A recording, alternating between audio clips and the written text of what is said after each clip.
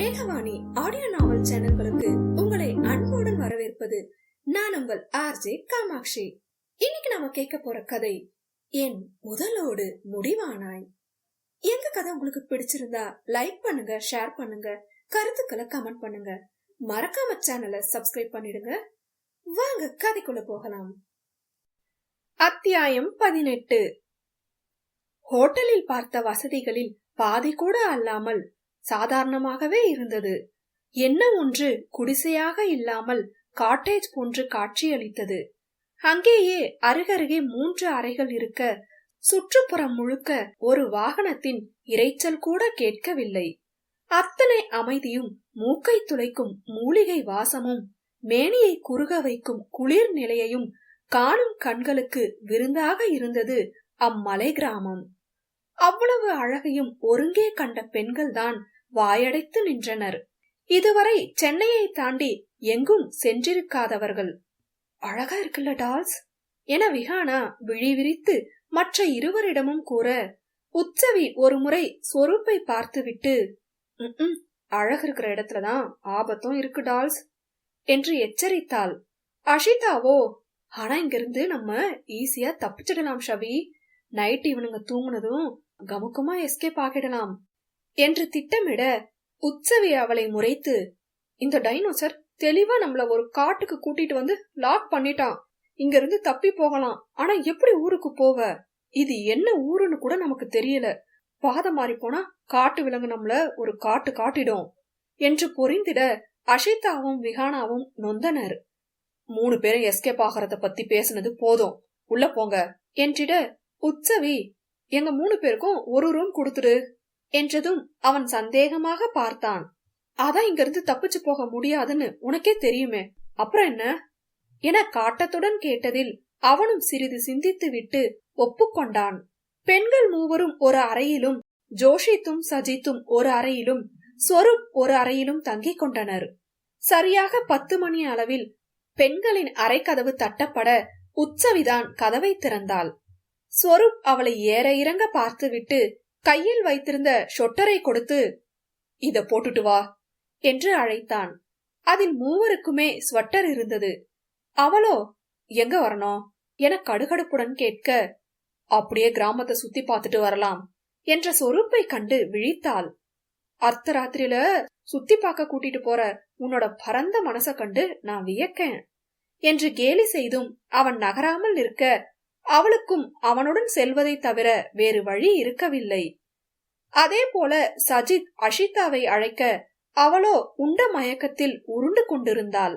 எனக்கு தூக்கம் கண்ணு கட்டுது காட்சிலா, எனக்கு உன் அசிஸ்டன்ட் வேலையில இருந்து லீவ் கொடுத்துட என பாவமாக கேட்க, ஒரு நாள் கூட உருப்படியா வேலை பார்க்கல, அதுக்குள்ள லீவா, அடச்சி வா என்று இழுத்து சென்றான். அடுத்ததாக தன்னை அழைக்க ஜோஷித் வந்து விடுவான் என்பது புரிந்திட, அவனுக்கு வேலை வைக்காமல் விஹானாவே ஜோஷித்தின் அரைவாசலுக்கு சென்று விட்டாள். அவனும் அந்நேரம் ஜர்க்கினை மாட்டிக்கொண்டு வெளியில் வந்து, பிஏ எக்ஸ்பீரியன்ஸ்னா சும்மாவா, குட் என இகழ்ச்சியுடன் குட்டினான். 3 ஜோடிகளும் கிராமத்தை வலம் வர உற்சவிக்குத்தான் ஒன்றும் புரியவில்லை. இப்ப எதுக்கு நம்ம நைட் வாட்ச்மேன் மாதிரி ரோந்து போயிட்டு இருக்கோம் டைனோசர் என கேட்டுவிட்டு கொட்டாவி விட, உனக்கு ஏதாவது வித்தியாசம் தெரிஞ்சா சொல்லு என்று விட்டு கூர் பார்வையால் வழிநெடுக அலசினான். எனக்கு இந்த இடமே வித்தியாசமாதான் இருக்கு, இதுல எதை சொல்ற என்றவள், நீ என்ன வேலை வாங்கணும்னு நினைச்சா அஷிக்கு பிக் பேக்கெட் டாஸ்க் கொடுத்த மாதிரி எனக்கு வீட்டுக்குள்ள புகுந்து திருடுற டாஸ்க் கொடு டைனோசர். சும்மா வெறும் கிராமத்தை வேவு பாக்குறதெல்லாம் செம்ம போரா இருக்கு என்றாள் சலிப்பாக.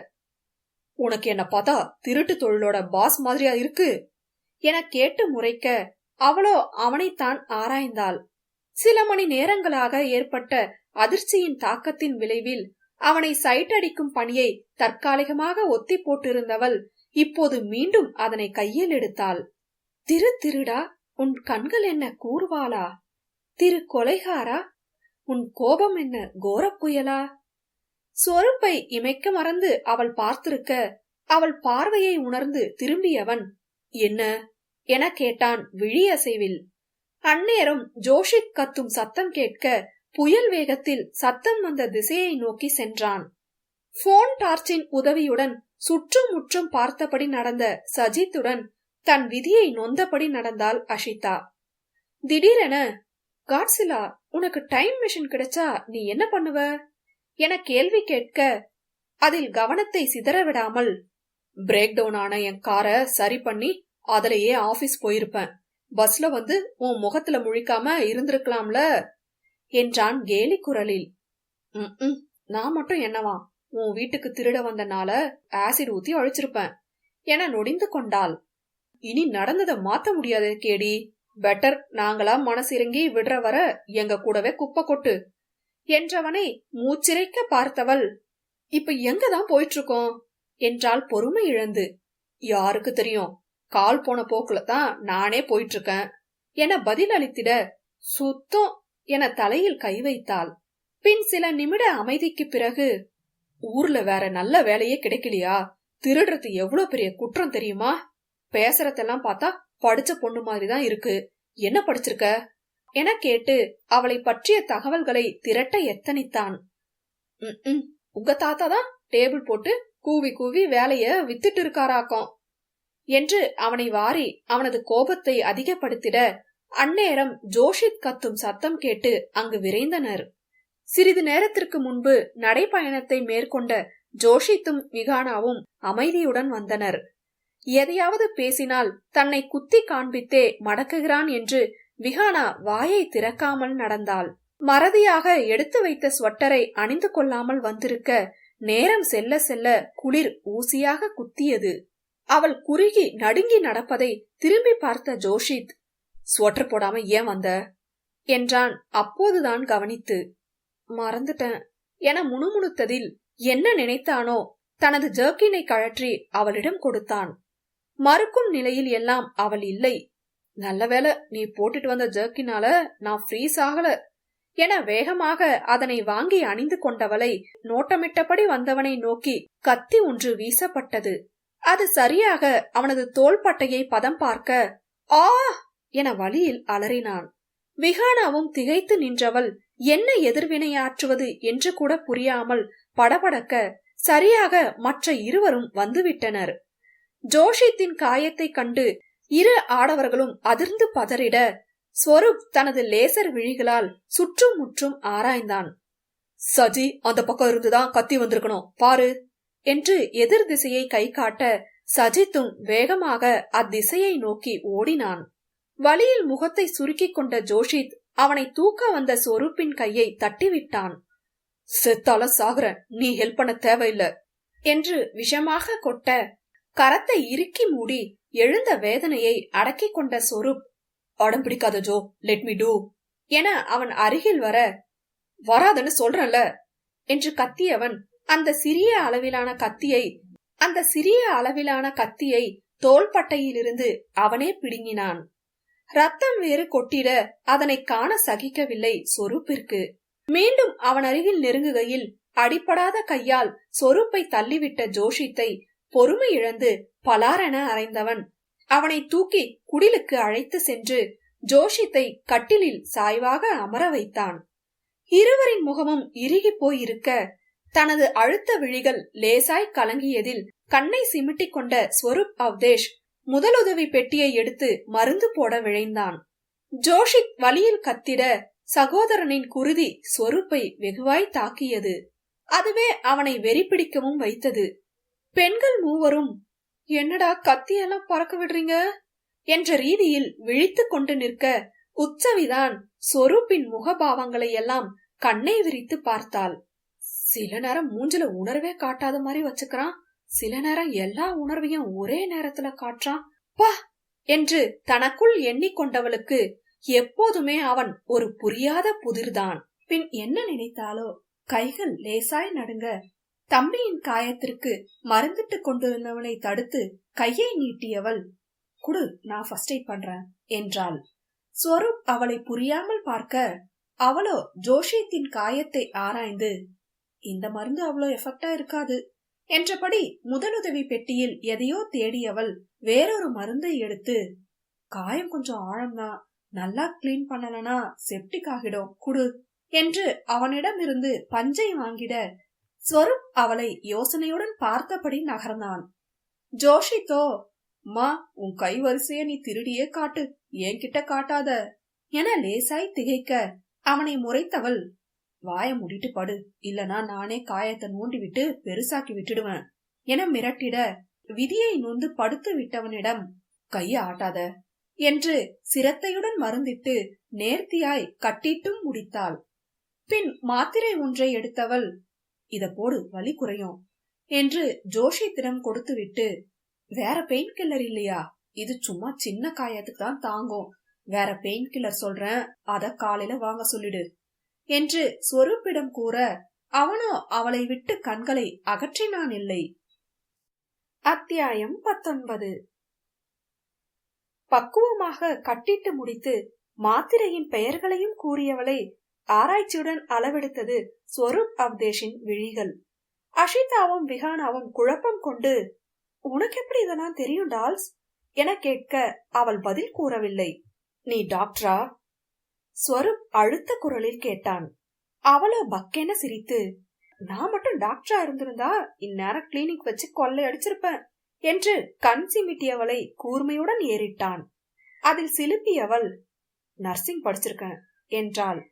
ஜோஷி தான் வியந்து, நர்சிங் படிச்சுட்டு ஏன் இந்த திருட்டு வேலை என்று புருவம் நெறித்து கேட்டதில், எனக்கு திருடதான் பிடிச்சிருக்கு, நர்சிங் கோர்ஸும் நான் முழுசா கம்ப்ளீட் பண்ணல, என்னோட முதல் பேஷண்ட் நீதான் ஜோ என நக்கலுடன் கூற, ஜோஷித் லேசாய் மிரண்டு, எனக்கு என்ன மருந்து கொடுத்த, லேசா கண்ண கட்டுது, நெஞ்செல்லாம் எரியுது என்று பதறினான். டேய் லூசு, தூக்க மாத்திரை கொடுத்தா கண்ண கட்டத்தான் செய்யும், நெஞ்சு எரியுதா?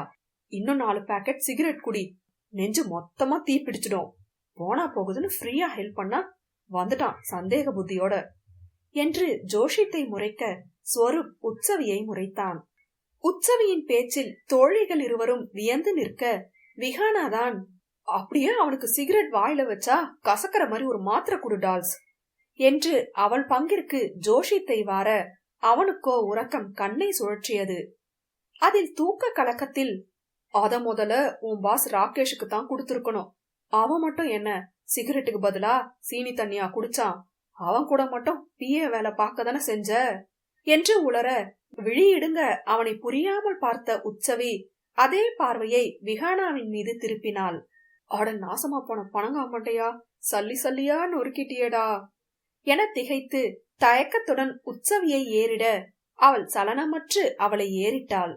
அஷிதாவோ, அடிப்பாவி, நீ அப்போ திருடி இல்லையா என்று விழிகளை விரிக்க, உங்களுக்கும் எனக்கும் பெரிய வித்தியாசம் எதுவும் இல்ல, நீங்க நேரடியா போய் திருடுறீங்க, நான் மறைமுகமா திருட ஹெல்ப் பண்றேன், அவ்வளவுதான் என படபடத்தவள் நடந்ததை சுருக்கமாக அவர்களிடம் கூற, அஷிதா சற்று முறைத்து பின் சமாதானமாகிவிட்டாள். உற்சவிதான் அவளை ஏற இறங்க ஒரு பார்வை பார்த்து, இதுக்குதான் யாரையும் கூட வச்சுக்கிறது இல்ல என சுருக்கென கூறிவிட்டு இயல்பாக தோலை குலுக்கி கொண்டாள். தன் மீது கோபம் கொண்டு அடித்திருந்தால் கூட விஹானா தாங்கி இருப்பாளோ என்னவோ, அவளது அலட்சியம் அவர்களுக்குள் இருக்கும் தோழமை உறவை அசைத்து பார்த்தது. நீ எனக்கு ஒரு விஷயமே கிடையாது போன்ற உற்சவியின் நடவடிக்கை விஹானாவை அதிகமாக தாக்கியது. அப்படிப்பட்டவளிடம் மேலும் என்னவென்று சமாதானம் செய்வது என்ற வழி புரியாமல் அமர்ந்திருந்தாள்.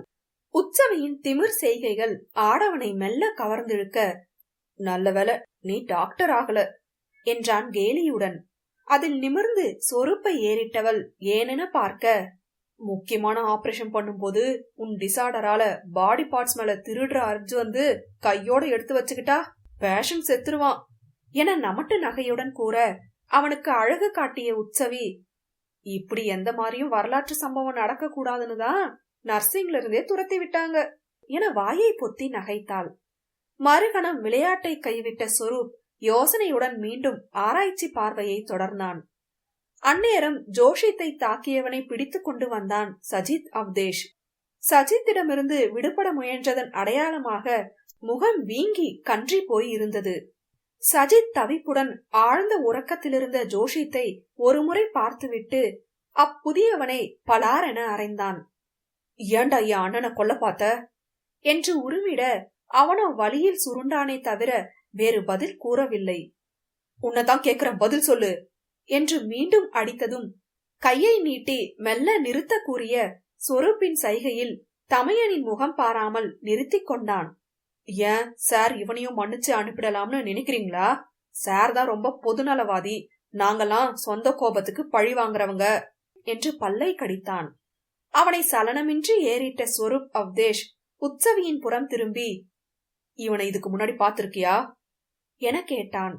புருவம் சுருக்கி சிந்தித்தவள் இல்ல என தலையசைக்க மற்ற இருவரையும் நோக்கினான். அவர்களும் இல்லை என்றதில் மீண்டும் உற்சவியிடம் அவனை கட்டி போடு என்றான்.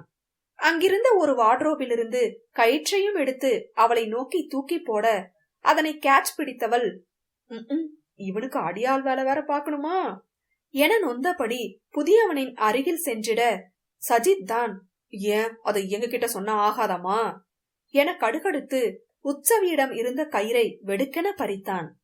அது அவள் கையையும் உராய்ந்து சென்றதில் என உள்ளங்கையை தேய்த்து கொண்டவள், எரும மாடு, உன் அண்ணனுக்கு நீ அடியாள் வேலை பாக்கணும்னா தாராளமா பாரு, அதுக்கு ஏன்டா என் கைய உடைக்கிற என்று முறைத்தபடி கூற அவனும் பதிலுக்கு முறைத்து ஆடவனை கட்டி போட்டான். அதன் பிறகு அவனிடம் எந்த கேள்வியும் கேட்கப்படாததே லேசாய் உயிர் பயத்தை கொண்டு வந்திருந்தது. 5 மணி நேரத்தில் வலியில் முகம் சுருங்கி கண் விழித்த ஜோஷித் அனைவரையும் சுற்றி பார்க்க பெண்களுமே அங்கேயேதான் இருந்தனர். தங்களின் மீது கத்தியை வீசி விடுவார்களோ என்ற பயமும் ஒரு காரணம்தான். அவன் விழித்து விட்டதில் விகானா, சீக்கிரம் கேளு என்றாள் அவசரமாக. உடலை மெல்ல அசைத்து எழ முயன்றவனை சஜித் தாங்களாக பிடித்து எழ வைக்க, என்ன கேட்கணும் என்றான் புரியாமல். உனக்கு தூக்க மாத்திரை கொடுத்திருக்கு பணங்காமண்டையா, மயக்கத்திலிருந்து எந்திரிச்சா? நான் எங்க இருக்கேன், எனக்கு என்ன ஆச்சுன்னு கேட்கணும்ல, அதன பேட்டன் என்று யோசனையுடன் கேட்க ஜோஷித்தும் சஜித்தும் அவளை புழுவை போல பார்த்து வைத்தனர். சரி சரி, அதெல்லாம் வேணாம், வேற சென்டிமெண்ட் சீனாவது ஓட்டுங்க என இருவரையும் பார்த்தாள். சஜித், எதுக்கு சென்டிமெண்ட் சீன் என குழப்பத்துடன் கேட்க, அட என்னடா நீ, உன் உடன்பிறப்புக்கு அடிப்பட்டதுல உனக்கு கோபம் எல்லாம் போய் கண்ணுல இருந்து கண்ணீர் மழை பொழியல என்றதில் இல்ல என்றான் அசட்டையாக. ஆளாளுக்கு அடிப்பட்டதில் மனம் இலகி மூவரும் நன்றாக பேசிக்கொண்டால் அதனை பயன்படுத்தி அவர்களை கரைத்து அங்கிருந்து தப்பித்து விடலாம் என திட்டமிட்டவர்களின் எண்ணத்தில் ஆசிட் ஊற்றினான் சஜித் அவ்தேஷ். நம் ராஜதந்திரங்கள் அனைத்தும் வீணாகிவிட்டதே என அஷிதா கன்னத்தில் கை வைக்க உற்சவி அவர்களின் உரையாடலில் கலந்து கொள்ளவே இல்லை. முக்கியமாக விகானாவை டால்ஸ் என அழைப்பதை தவிர்த்தாள். அப்போது டிராயரில் இருந்த துப்பாக்கி ஒன்றில் சைலன்சரை மாட்டிக்கொண்டிருந்த ஸ்வரூப் அவ்தேஷ் புதியவனின் முன் துப்பாக்கியுடன் நிற்க அவன் மிரண்டான். துப்பாக்கியை அன்லாக் செய்தபடி, உன்னை யார் அனுப்புனா, எதுக்கு இங்க வந்தன்ற உண்மைய சொல்ல போறியா இல்ல சஸ்பென்ஸோடைய சாக போறியா என அனலடித்தான். எச்சிலை விழுங்கியவன், என்னை யார் அனுப்புனான்னு எனக்கு தெரியல, ஆனா உங்களையும் உங்க கூட இருக்கிற பொண்ணுங்களையும் கொல்ல சொன்னாங்க என்றதில் பெண்கள் மூவரும் அதிர்ந்தனர். யார் சொன்னது? மீண்டும் கூர்மையுடன் சொருப் கேட்க, எனக்கு தெரியாது என்று இடவளமாக தலையாட்டியவனை கண்ணிமைக்கும் நேரத்தில் நெற்றி பொட்டில் சுட்டிருந்தான். அந்நொடியே அவன் மூர்ச்சையாகி இருக்க பாவையரும் மூச்சுவிட மறந்திருந்தனர். இதோட 2வது மர்டர். அஷிதா அச்சத்துடன் முணுமுணுக்க விகானாவிற்கோ இறந்தவனது பாடியை தங்களை புதைக்க சொல்லிவிடுவானோ என்ற மிரட்சி தோன்றியது. உற்சவிக்கு ஏனோ கோபமும் எரிச்சலும் மின்னி மறைந்தது. இவனுங்களோட சேர்த்து எங்களையும் சேர்த்து கொல்ல பாக்குறானுங்க என ஏற்கனவே ஆத்திரத்தில் இருந்திட அந்நேரம் சில கிராமத்து ஆட்கள் அங்கு வந்தனர். ஐயா சாமி, என் புள்ள காணாம போயிட்டாயா, இனிமே யாரும் காணாம போக மாட்டாங்கன்னு சொன்னீங்களே, இப்ப என் புள்ள எங்க போனானே தெரியலையே என்று அழுது அரற்றினார் ஒரு பெரியவர். ஆடவர்கள் அதில் திகைத்து ஒருவரை ஒருவர் பார்த்து கொள்ள சொரூப்பிற்கு கோபம் எரிமலையாக வெடித்தது. தங்களை திசை திருப்பி விட்டு நினைத்தது போன்றே கடத்தி விட்டனரே என்று கையை இறுக்கி மூடியவன், உங்க பையனை தேடி பிடிச்சு உங்ககிட்ட ஒப்படைக்க வேண்டியது எங்க பொறுப்பு என்று பேசி அவர்களை அனுப்பிவிட்டவன் இறந்த புதியவனை மேலும் கண்ணா பின்னாவென சுட்டான். டாமிட், அலாட்டா இருந்தோ எப்படி நடந்துச்சு என தலையை கோதி கொந்தளிக்க ஜோஷித்தும் புரியாமல், இதோட 21 ஆளுங்க காணாம போயிட்டாங்க. அதுல நாகாவும் ஒரு ஆளு. நம்மள கொல்ல சொன்னதும் கடத்தினதும் ஒரே ஆளா இருப்பானோ என சந்தேகத்துடன் வினவியவனுக்கு தனக்காக தன்னை தாக்க வந்தவனை சரமாரியாக கொன்ற சொரூப்பின் மீதிருந்த ஆதங்கம் மெல்ல மறைந்தது. அவன் எதிர்பார்த்தது எப்போதும் எந்த நிலையிலும் தன்னை விட்டுக் கொடுக்காத சகோதர பாசத்தை தானே. அப்பாசத்தை அல்லவா அவன் அமைதி கேள்விக்குறியாக்கிவிட்டது. அதே நேரம் அவன் சொரூப்பின் அன்பை சந்தேகம் கொண்டதில் அவன் மனமும் காயப்பட்டு போயிருக்கும் என்ற கோணத்தை மறந்துவிட்டான். சஜித்திற்கே சொரூப்பின் பாராமுகம் என்னவோ போல் இருந்தது. இப்போது ஏற்பட்ட அதிர்ச்சியில் செய்வதறியாமல் அவனும் திகைக்க உற்சவி பொறுமை இழந்தாள். இங்க என்னதான் நடக்குது என்று எரிச்சலாக கேட்டவள், உங்க வீட்டுக்கு திருட வந்ததுல இருந்துதான் இவ்ளோ பிரச்சனையோ. நாங்க உண்டு எங்க வேலை உண்டுன்னு இருந்தோம். இப்ப நீ எல்லாரையும் கொன்னு எதிரிய உருவாக்கி அவன் எங்களையும் சேர்த்து கொல்ல நினைக்கிறான். இதுக்கு மேலேயும் நீ சொல்றத கேட்டுட்டு என்னால இங்க இருக்க முடியாத சொரூப், நான் போறேன் என்று அழுத்தத்துடன் கூறியவளை அவனும் அதே அழுத்தத்துடன் பார்த்தான். அப்படியெல்லாம் நீ கிளம்பிட முடியாது. அந்த ராகேஷ் பத்தி தெரிஞ்ச 3 பேர் நீங்க மட்டும்தான். உங்களை வச்சுதான் மத்தவங்கள பிடிக்க முடியும். அது மட்டும் இல்ல, என் வீட்டுல நீ திருடி இருந்தா கூட அந்த ராகேஷ் உங்களை கொன்னுருப்பான். இப்போவும் உங்களை கொலை பண்ணத்தான் நினைக்கிறாங்க என்று என்றும் இல்லாமல் பொறுமையுடன் விளக்கிட, சும்மா இந்த பிலிம் காட்டுற வேலையெல்லாம் என்கிட்ட வேணாம். நீ நினைக்கிற மாதிரி எல்லாம் ராகேஷ் பத்தி எனக்கு ஒன்னும் தெரியாது. மத்த 2 பேருக்கும் தெரியுமா தெரியாதான்னு நீயே கேட்டு தெரிஞ்சுக்க என்றிட, சஜித், போய் சாக போறியா? அதுக்கு எங்க கூட இருந்தா உயிராவது மிஞ்சோம். இந்த கிராமத்துல 20 வாலிப பசங்க காணாம போயிருக்காங்க. அது யாருன்னு கண்டுபிடிக்கத்தான் நாங்க அலைஞ்சிட்டு இருக்கோம். காணாம போனவங்கள பத்தியும் எந்த தகவலும் கிடைக்கல என்று அவன் பங்கிற்கு கூறினான். ஜோஷித்தும், அது மட்டுமில்ல, நீங்க திருட வந்தீங்களே டாக்குமெண்ட், அது எங்களோட ஆப்பனண்ட் பிரதீனோட டாக்குமெண்ட் தான்.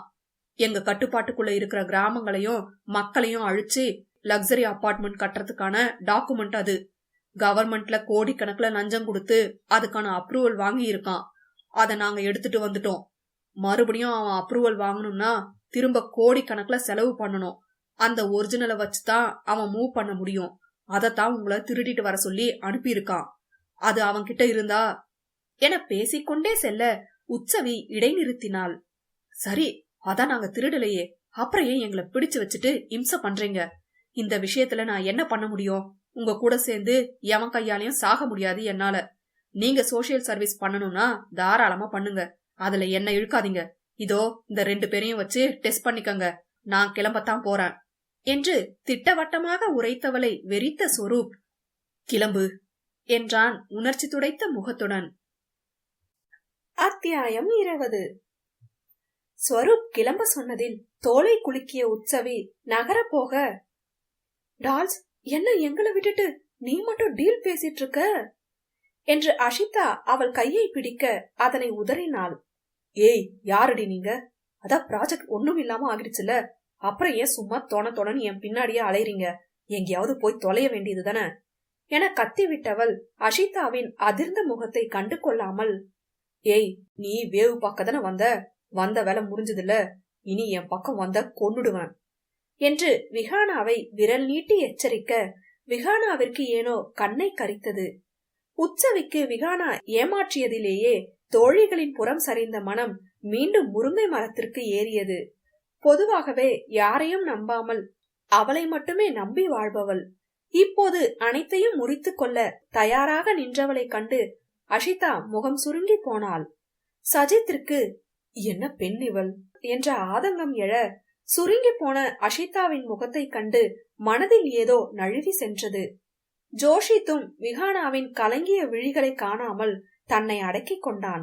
அஷிதா தான், ப்ராஜெக்ட் முடிஞ்சதுக்கு அப்புறமும் ஒன்னா இருக்கலாம்னு சொன்ன என பாவமாக கேட்க அவளுக்காக இலகிய மனதை நொடியில் இறுக்கி பிடித்து கொண்டவள், ப்ராஜெக்ட் முடிஞ்சிருந்தாதான என அசட்டையுடன் கூறிவிட்டு வெளியில் சென்று விட்டாள். பாருடால் சிவல, அப்படியே கழட்டி விட்டுட்டு போறா என அஷிதா விறுவிறுவென அவள் பின்னே ஓட சொரூப் இருவரையும் தடுக்காமல் கையை கட்டி கொண்டு நின்றான். சஜித் தான், இவ என் பர்ஸ குடுக்காம அல்பாய்ஸ்ல போய் சேர்ந்துடுவாளோ என்ற யோசனை மிதக்க நின்றவனுக்கு அவனது நிச்சயதார்த்த மோதிரம் அந்த பர்சினுள் தான் இருந்தது. அப்போதுதான் உரைத்தது, மோதிரம் இல்லாமல் ஊருக்கு சென்றால் 1000 கேள்வி வருமே என மானசீகமாக தலையில் அடித்துக் கொண்டான். அதையும் விட விரலில் மோதிரம் இல்லாததை கண்டால் சகோதரர்கள் என்ன நினைப்பார்களோ என்ற சங்கடம் வேறு.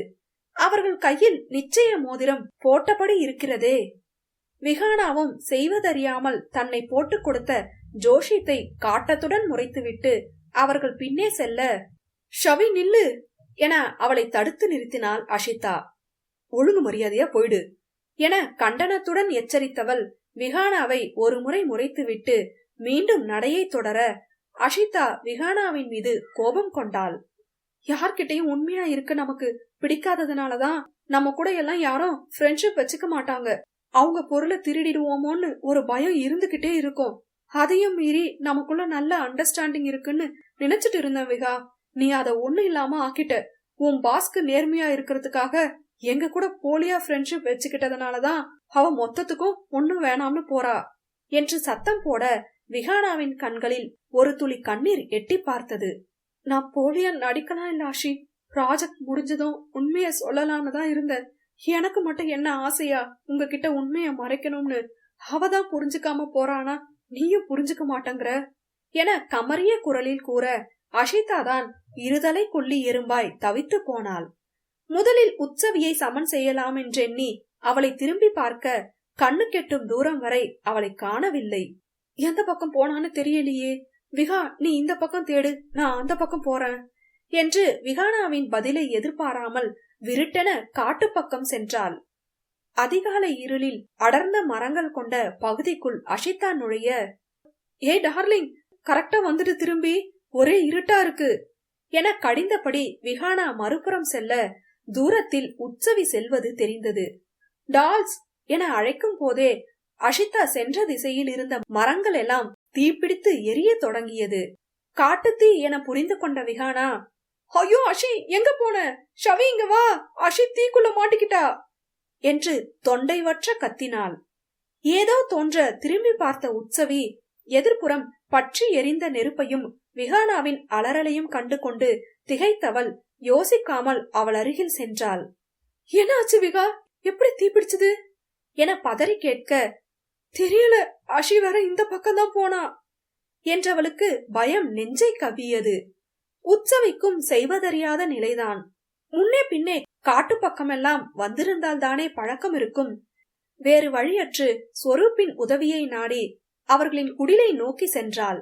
அதற்குள் நிலவரம் அறிந்து காட்டு தீயை கட்டுப்படுத்தும் பொருட்டு அவர்கள் எப்போதும் தயாராக வைத்திருக்கும் தீயணைப்பு துறையினரை தொடர்பு கொண்டு ஹெலிகாப்டர் மூலம் வரவழைத்து நிலையை கட்டுக்குள் கொண்டு வர முயன்றனர். அப்போது சடாரென உள்ளே நுழைந்த உற்சவி நிலைமையை கூற சஜித் சற்று பதறினான். இதுக்குதான் வெளியில போகாதீங்கன்னு தலையால அடிச்சோம். அறிவே இல்லையா உங்களுக்கெல்லாம்? எங்க போனா அவ என ஒரு நொடி துடித்து அடங்கிய மனதை அடக்கி கொண்டு கேட்க, உற்சவிதான் ஒருவித குற்ற உணர்ச்சிக்கு ஆளானாள். அஷிதாவை காப்பாற்ற சென்ற சஜித்தை கரத்தை நீட்டி தடுத்த ஸ்வரூப், எனக்கு புரியல, உங்களை நாங்க ஏன் காப்பாத்தனோம் என புருவம் சுருக்கி நிதானமாக பேச விஹானா திகைத்தாள். ஸ்வரூப் பிளீஸ் விளையாடாத, அவளை காப்பாத்துங்க என்று மூவரையும் பார்த்து கூறிட, ஜோஷித்தும் இரக்கப்பட்டு, அந்த பொண்ணை முதல்ல காப்பாத்திட்டு பேசிக்கலாம் ஸ்வரா என வெகு நாட்கள் கழித்து தமையனின் முகம் பார்த்து பேசினான். ஸ்வரூப் அவன் புறமே திரும்பாமல் உற்சவியின் மீது மட்டுமே கவனமாக, வீராப்பா பேசிட்டு போனது நீதன, எவன் கையிலயாவது சாகட்டும்னு விட்டுட்டு வராம நேரம் கிடைக்கும் போது எங்களையே காலவாரி விடுவீங்கன்னு தெரிஞ்சோம். எங்களுக்கு இருக்கிற பிரச்சனைக்கு மத்தியிலையும் உங்களை கூட்டிட்டு வந்ததுதான் நான் பண்ணுன தப்பு.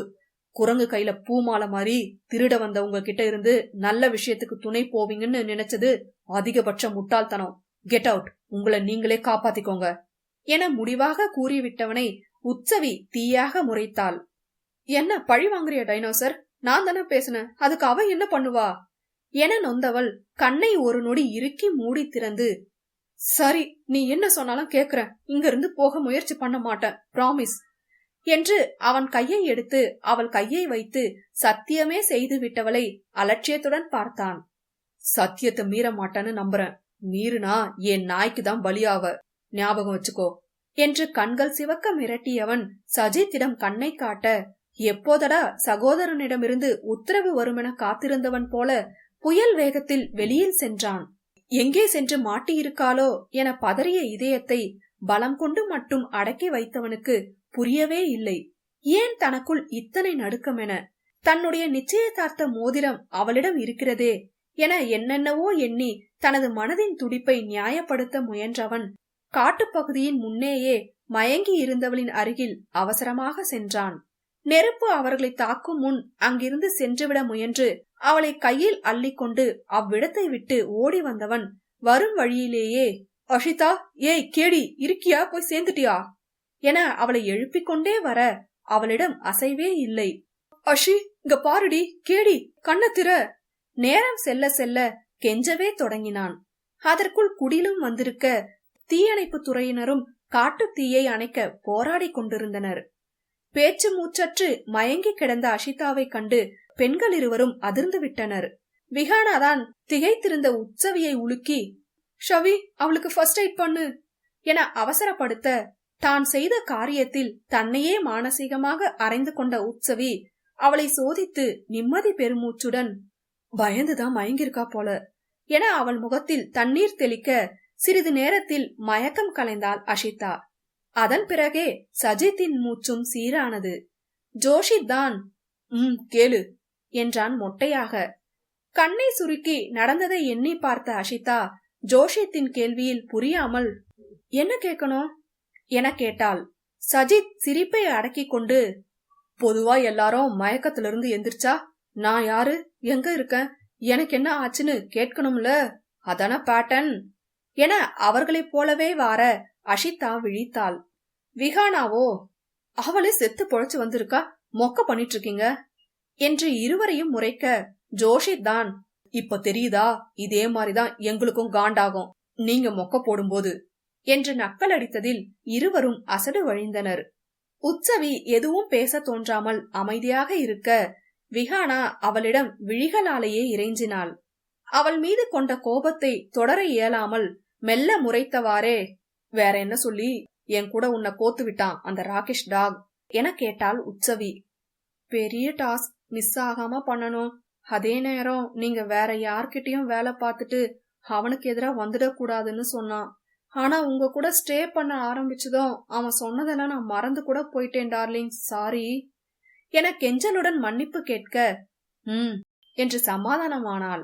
அடிப்பாவி, இந்த உண்மை அப்பவே சொல்லியிருந்தா நான் காட்டு பக்கம் போகாம இருந்திருப்பேன்ல என அஷிதா போலியாய் முறைக்க உற்சவியின் இதழ்கள் மெல்ல புன்னகைத்தது. ஸ்வரூப் யாருடனோ அலைபேசியில் தீவிர உரையாடலில் இருக்க சஜித்தை வருமாறு கூறிவிட்டு வெளியில் சென்றான். அவர்கள் கிளம்பியதில் ஜோஷித்தும் எழுந்து கொள்ள, நீ ஏன் எந்திரிக்கிற, ரெஸ்டடு, நாங்க போய் பார்த்துட்டு வரோம் என்ற சஜித்திடம், நானும் வரேன் என்றதில் போனில் பேசி முடித்து அங்கு வந்த ஸ்வரூப், யாராவது ஒருத்தர் இங்க இருங்க, நம்ம வேலை முடியற வரையாவது 3 பேரையும் சேஃப்டி பண்ணணும் என ஈகோவை விட்டு கொடுக்காமல் கூற, உற்சவி, அப்போ உன் வேலை முடியவும் எங்களை பலி கொடுத்துருவியா என்று கண்ணை சுருக்கி கேட்டாள். அது நீ நடந்துக்கிறத பொறுத்து என விழி உயர்த்தி அமர்த்தலாக கூறியவன் பாவையின் தீப்பார்வைக்கு ஆளானான்.